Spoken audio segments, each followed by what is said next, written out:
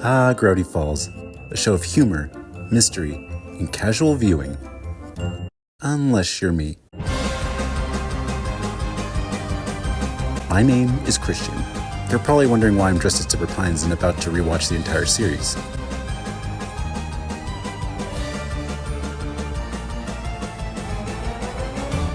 Rest assured, there's a perfectly logical explanation.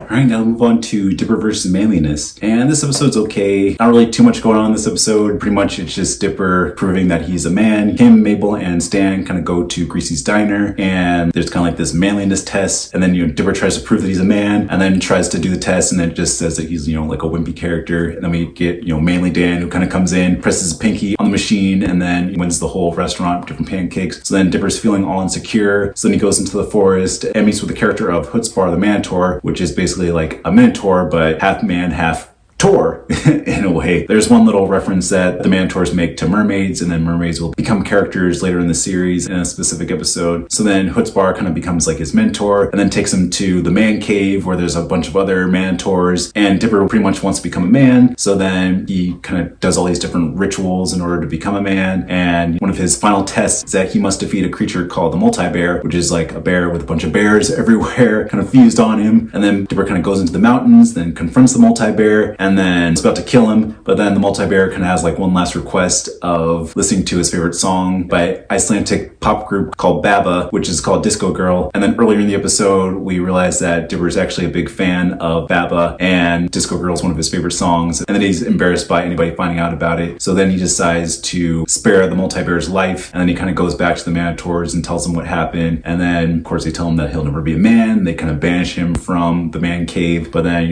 Dipper kind of feels confident about himself and like who he is as a person, that he doesn't really need to prove himself. And then he goes back to Greasy's diner and then tells Stan and Mabel everything that happened. And Stan says like, hey, what you did was pretty manly. You stood up to those guys and you stayed true to who you were. So that sounds pretty manly to me. So, it's like overall, it's a whole theme that Dipper is trying to grow up too fast and, wants to be a man, but then has to realize that, he's still a 12-year-old kid, and that, he needs to take the time to, become a man in the future and everything like that. And then, Dipper feels encouraged, pulls down his shirt, and then sees that there's like a little chest hair in there, and he's all excited. And then Mabel kind of uses a tweezer to pull it out and put it in her scrapbook for a scrapbook opportunity. So overall, yeah, it's like a fun episode. There's this whole kind of side story of Mabel trying to fix up Stan in order to have him go on a date with Lazy Susan. So there's kind of like these parallel scenarios going on, and it kind of wraps up with Mabel realizing that she can't really fix up Grunkle Stan in a way, and then he kind of just has to be himself. So then he asks Lazy Susan on a date, and then that kind of becomes a plot point that kind of gets resolved in the finale a little bit. We also get a cryptogram at the end, which translates to Mr. Caesarian will be out next week. Mr. Atbash will substitute. And Mr. Caesarian is a reference to the Caesar cipher, which is a cipher that's been used in the previous episodes. And Mr. Atbash is a reference to the Atbash cipher, which we'll learn about more in the next episode. But yeah, like overall, it's like a okay episode. Not really too much going on. You can kind of skip it and not really